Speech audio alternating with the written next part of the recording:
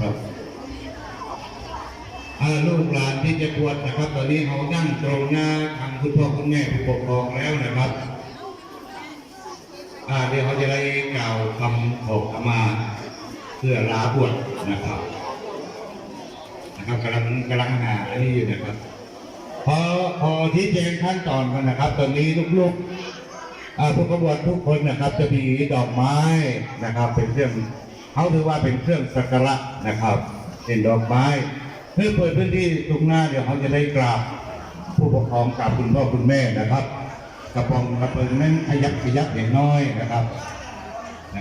ขอชี้แจงนะครับในการกราบคุณพ่อคุณแม่ให้นั่งคุกเข่าท่าเทพนมนะครับนั่งคุกเข่านะครับนั่งต้นเท้านะครับในการกราบนะครับจะกราบ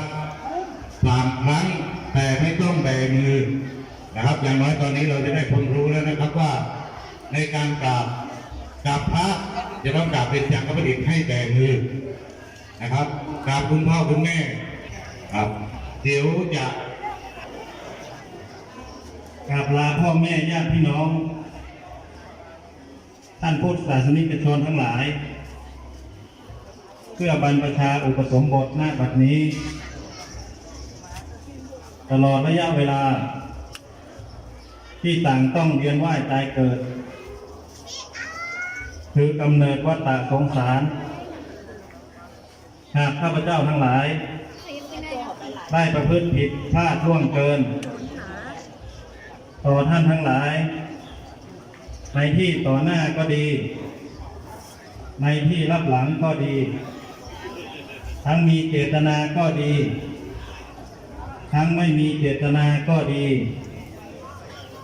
ที่ระลึกได้ก็ดีที่ระลึกไม่ได้ก็ดีนับตั้งแต่100 ชาติพันชาติ10,000 ชาติแสนชาติก็ดีทั้งในปัจจุบันชาติก็ดีขอท่านทั้งหลายโปรดอโหสิกรรมงดความผิดทั้งหลายเหล่านั้นให้แก่ข้าพเจ้าทั้งหลายผู้จะบรรพชาอุปสมบทในบัดนี้เพื่อความบริสุทธิ์เพื่อความบริบูรณ์เพื่อความเป็นอยู่ในสุขในพรหมจรรย์และเพื่อประโยชน์แก่การทำให้แจ้งซึ่งพระนิพพานของข้าพเจ้าทั้งหลายในปัจจุบันชาตินี้เทิน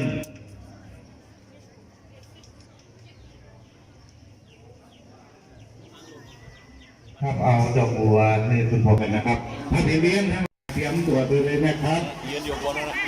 จ้าก็ได้เนื้อพ่อแม่นะครับผู้ปกครองนะครับเนื้อถือว่าเป็นหน้าบุญอันยิ่งใหญ่ขนาดที่เขาได้บวชกันนะบัดนี้นะครับ60 ลูก60 ท่าน60 คน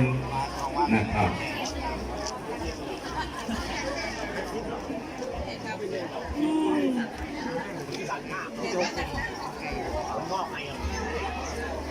ไม่ใช่บัตรงอกไม่ใช่บัตรเกิดในกับการเลือกบัตรน้อยเขาจะเรียกไหมแจ๊ตีกันได้แล้วแจ๊ตีกันได้กันเริ่มกันลุ้นเลยครับทุกในรูปในที่โกนได้ก็โกนกันตอนนี้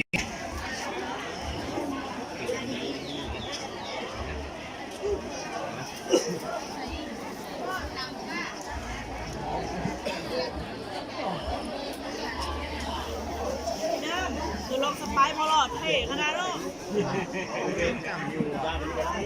นักอ่ะ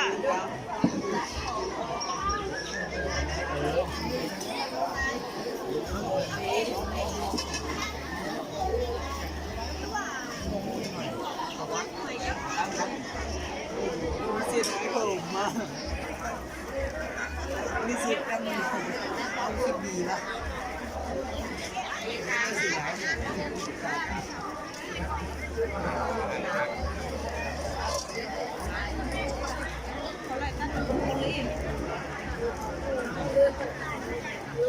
เดี๋ยว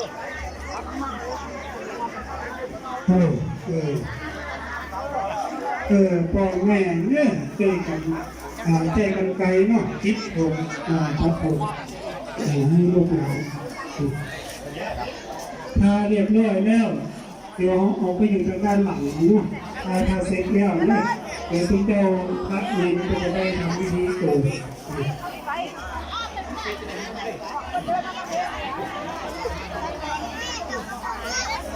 พระพัดเสร็จกันแล้ว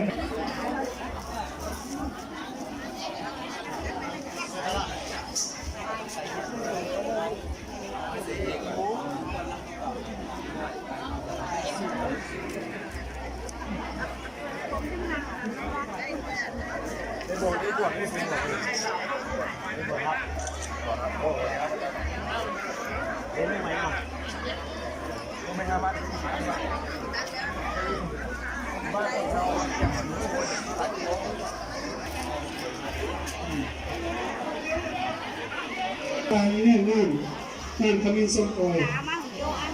ข้างในตัดเสร็จเรียบร้อยแล้วสระผมได้เลยเนาะมาเซ็นผูแจกที่นี่ทำ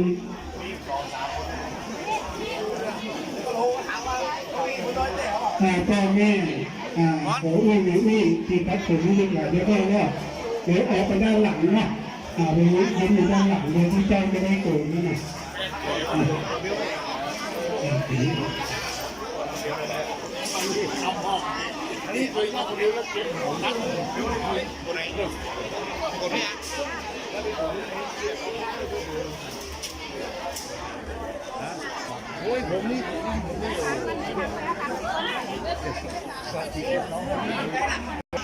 ขอแห้งกระจายนะกระจายใจดังเด็กเสียนะกระจาย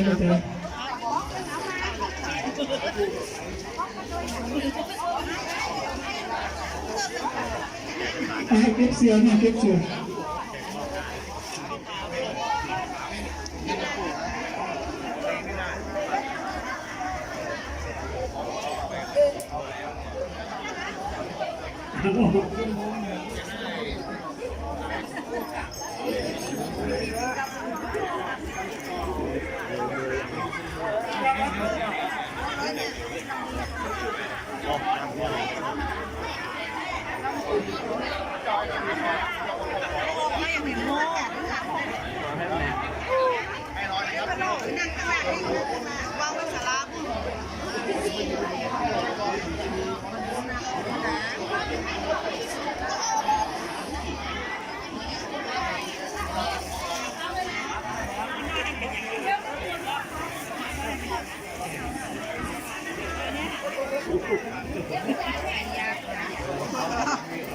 สัญญารออยู่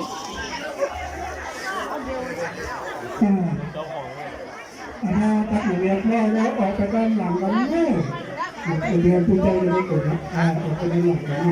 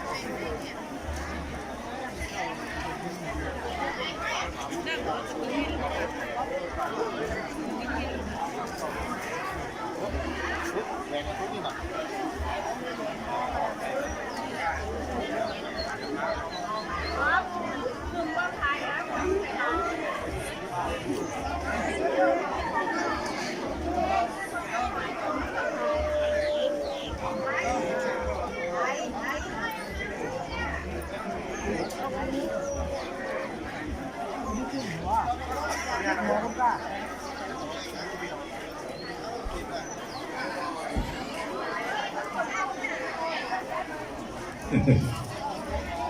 ครับใจเย็นๆครับเป็นตอนนี้เอากันเต็มที่เลยเพื่อนนะครับใครที่ยังไม่มีโอนเสียกับรอกัน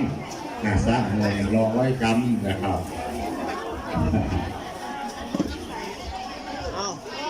ห้องน้ำ กับพอแล้วกับขยับมือตีมือตามกับพระปิเลี้ยงพระสงฆ์เมื่อที่เป็นโกนหัวนะครับปีนี้นักหลายเนาะนะครับห้องน้ำนะครับห้องน้ำจะอยู่ตั้งหลังพระวิหารนะครับครับอาบน้ำชำระสะสมเดียวจะได้แจกผ้าขาวเนาะผ้าขาวชุดหน้าใครที่เตรียมมาก็แต่งตัวเลยนะครับใครที่เตรียมมาทำวัดได้เตรียมไว้แล้วนะครับ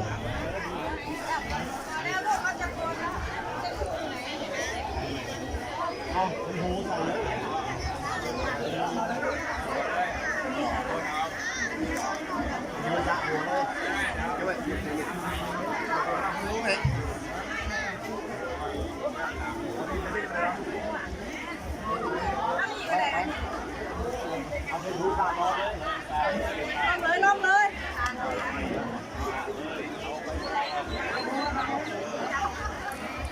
อ้าวโยมหลบหน่อย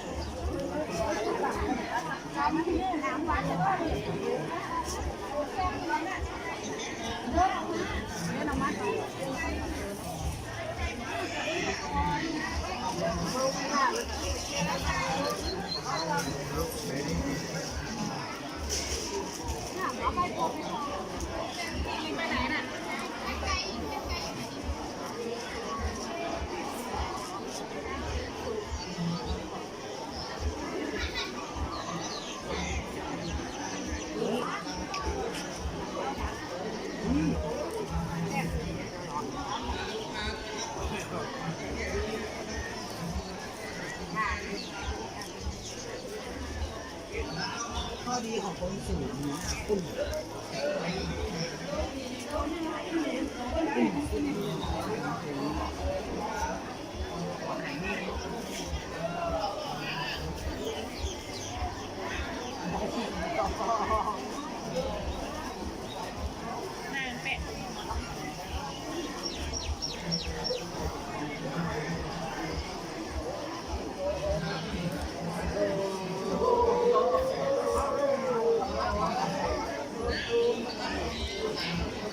1 2 3 4ครับสำหรับท่านที่โกนหัวแล้วนะครับอาบน้ำทำร่างกายเป็นที่เรียบร้อยนะครับเดี๋ยวมือมารับผ้าขาวกับรับผ้าขาวที่ต้องมีการเด้อ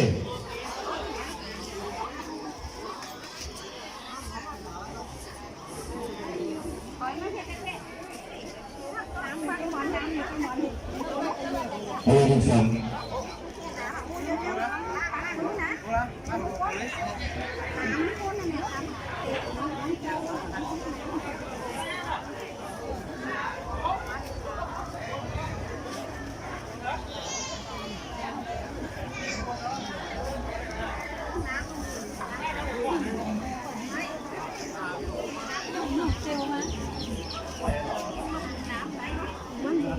วทดสอบ1 2 3เอาละครับ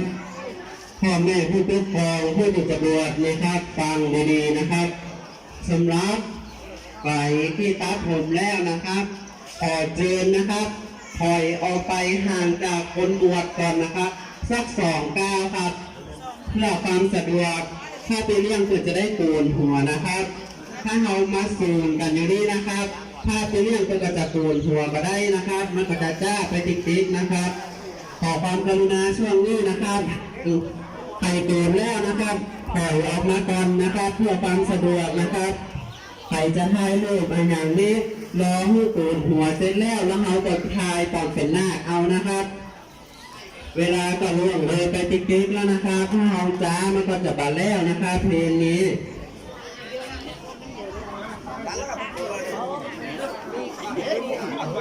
ฝั่งนี้มี2 คนฝั่งนี้ถ่ายวิวขึ้นเลย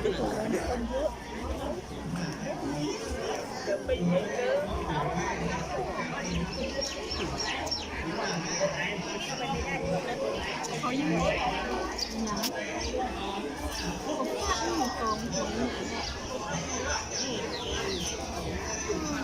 ปล่อยไป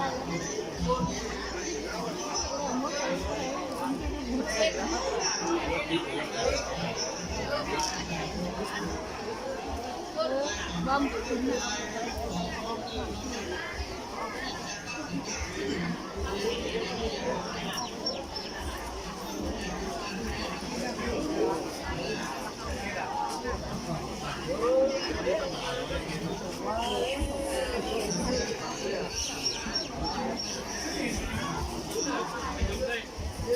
นะครับใครที่โกนเสร็จแล้วนะครับเดินออกไปก่อนนะครับคือเจ้าก็จะได้โกนหัวง่ายนะ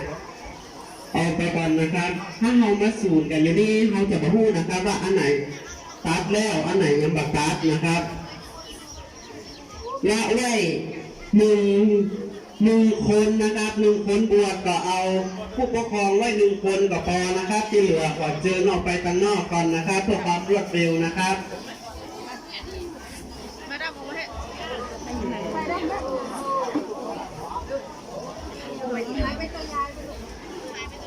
ย้ายไปนั่งรอเดี๋ยวแม่ย้ายเลยไปนั่งคุณเลยของเดียวนะไปเลยไปนั่งนะ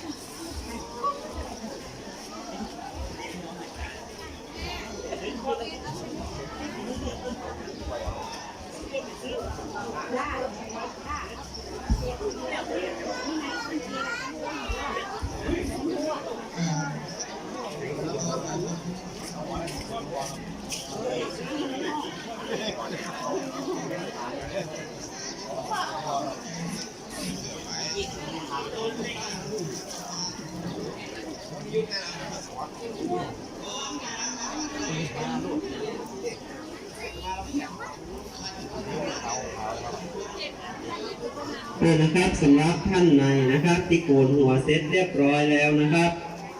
เดินไป5 ผ้าขาวนะครับที่กล่องอำนวยการได้เลยนะครับ อาบน้ำสระหัวให้เรียบร้อยนะครับ แล้วก็เปลี่ยนเป็นผ้าขาวเลยนะครับสำหรับใครมีแล้วนะครับ ก็ไปอาบน้ำเสร็จแล้วก็เปลี่ยนผ้าขาวแล้วก็ไปท่ากันอยู่ในวิหารนะครับเพื่อความรวดเร็วนะครับใครเซ็ตอย่างเรียบร้อยแล้วก็ไปชำระร่างกายให้เรียบร้อยนะครับ แล้วก็เปลี่ยนเป็นผ้าขาวเลยใครเตรียมมาแล้วก็เอาของตัวเก่าที่เตรียมมาถ้าใครบ่มีนะครับทางโครงการของเราก็ได้จัดเตรียมไว้นะครับที่กองอำนวยการนะครับ เชิญไปเอาได้เลยนะครับ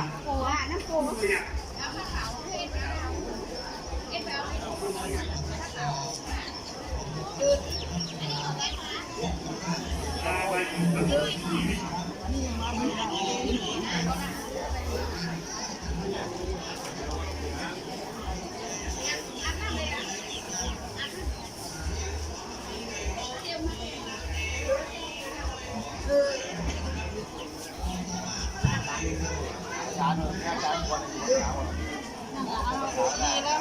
ที่มันหน้ามันอาบน้ำชอบผมด้วย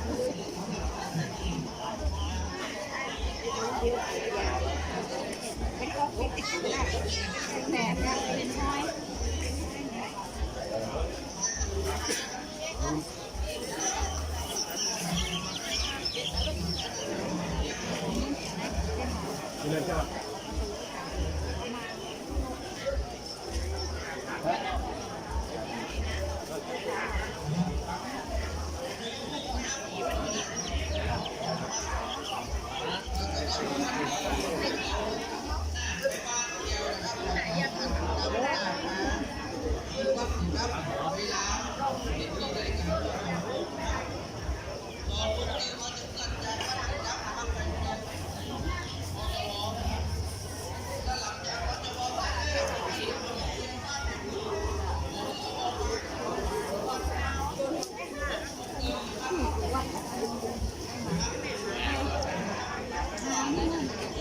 ข้าวลูกโซ่มีอะไร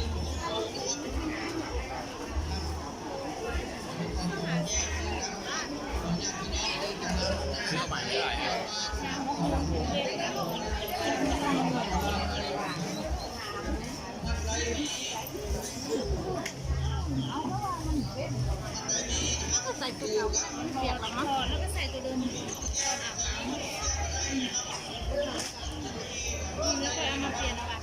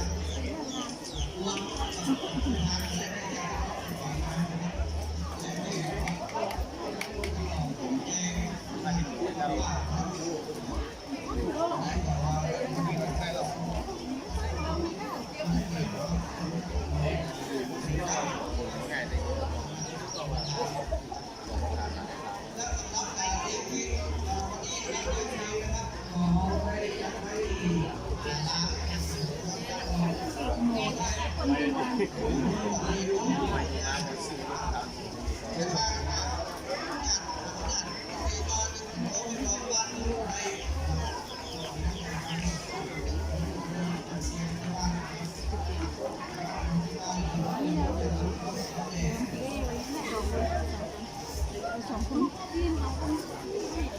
อะไรคนนั้นคนมีเขาบอกนะคะนั่นมันหนัก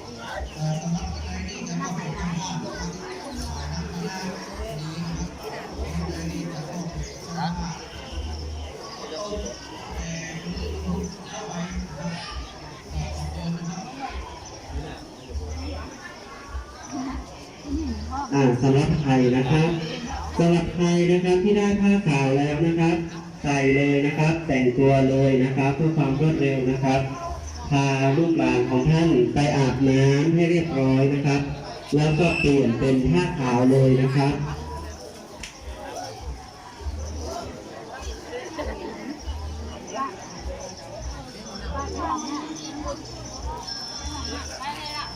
ตั้งหลังนะครับตั้งหลังนี้นะครับ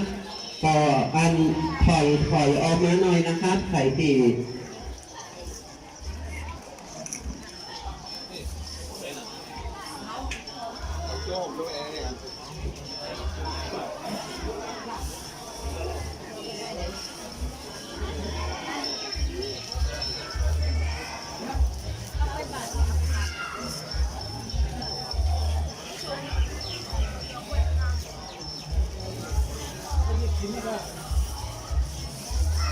ที่บอลอ่ะเฮ้ยที่บอลอ่ะ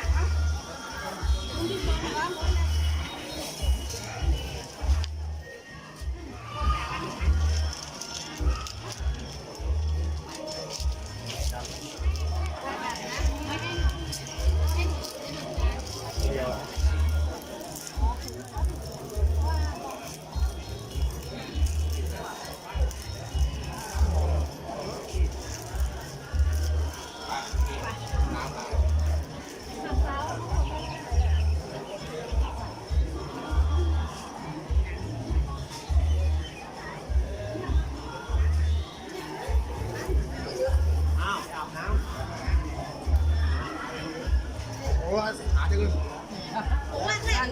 ลยอ่ะมากเลยอ่ะ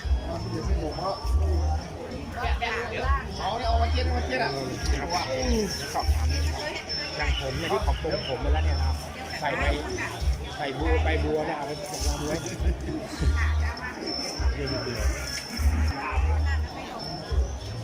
เริ่มได้จดทันแล้วเนี่ย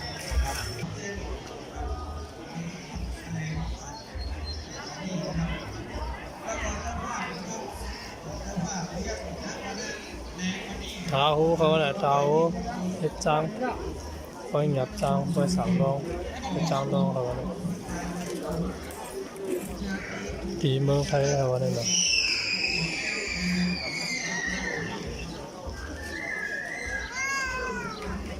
นี่ครับถ่ายยาวต้องเสร็จได้บอกเดี๋ยว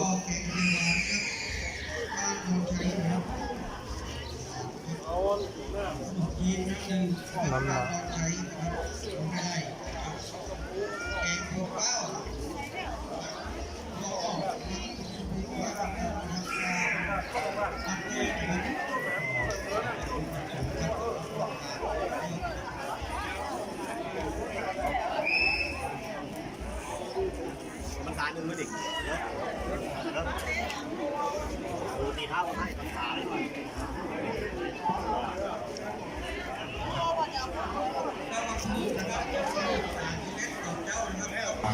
ภาพข่าวนะครับที่กองบริการแล้วนะครับในการแต่งตัวนะครับในการแต่งตัวนั้นเช่นอย่างที่ในศาลาหรือว่าบนวิหารนะครับมาแต่งงานท่านในที่จะเอานะครับที่จะเอาพระนาคไปแอวบ้านนะครับพระนาคไปแอวบ้านก็สามารถเอาไปได้นะครับหลังจากแต่งตัวแล้วครับแต่ได้ในใครจนเงินกินข้าวกลางวันที่วัดนี้ฮือแล้วก่อนเลยเอาไปก็ได้นะครับเอาไปได้แต่ต้องเอากลับมานะครับเวลาบ่ายสอง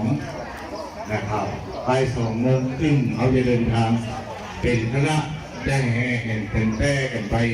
ที่โรงเรียนวัดแม่คำนะครับเพื่อรับพระไตรเข้าร่วมโครงการบรรพชาสมรสเฉลิมพระเกียรติกับถวายเป็นพระราชกุศลอย่างในวันคล้ายวันพระราชสมภพของสมเด็จพระเทพรัตนราชสุดานะครับวันเกิดของพระองค์ท่านคือวันที่2 เมษายนนะครับแต่ละพานั้นเป็นโครงการของมาโครงการเขานั้นเริ่มตั้งแต่วันนี้ไปคือวันที่30 มีนาคม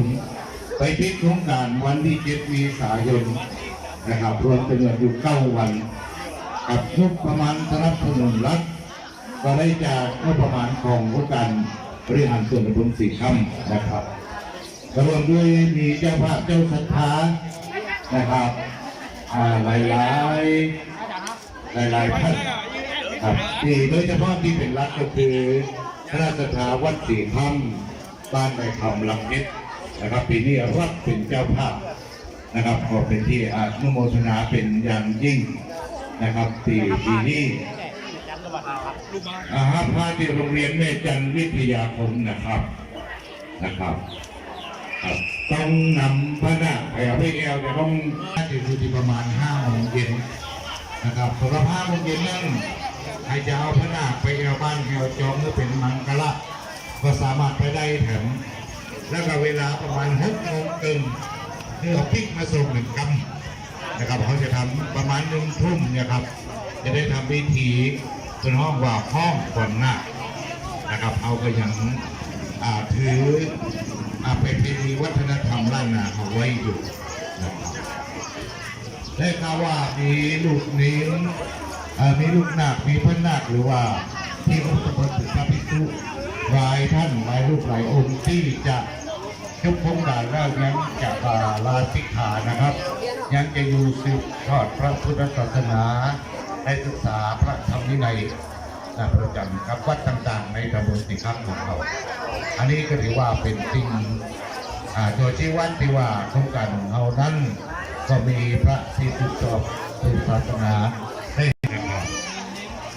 กินทุกนายแล้วนะครับผู้ปกครองก็ฟิกมาถึงทำนะครับจะได้มาเป็นผู้ได้มอบผ้าไตรนะ นะครับให้กับทางลูกหลานที่เข้าร่วมมาบวชนะครับ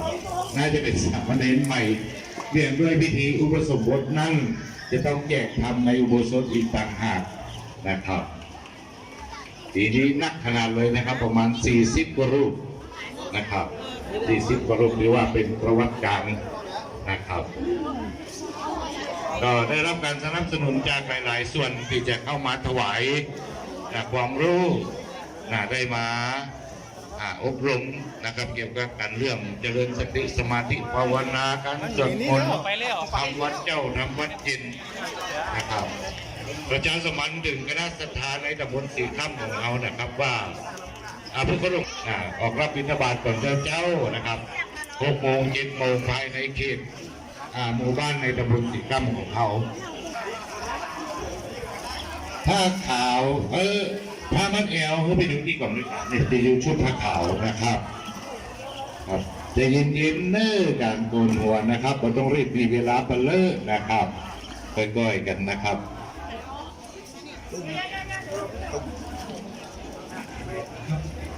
ครับท่านใดที่จะช่วยฮับฮับเป็นเจ้าภาพทางเขาต้มเขาอยากสู้ตอนเจ้านะครับพัฒหารเพนนำบรรณะสรับถวายทุกร่วมโครงการก็สามารถแจ้งความประสงค์ได้ตีกองบริการเลยนะครับแจ้งชื่อให้กับเจ้าหน้าที่ประจำบนจะได้จดเอารายมาเอาชื่อไว้นะครับเอาสะดวกเอาตามเจตนาศรัทธา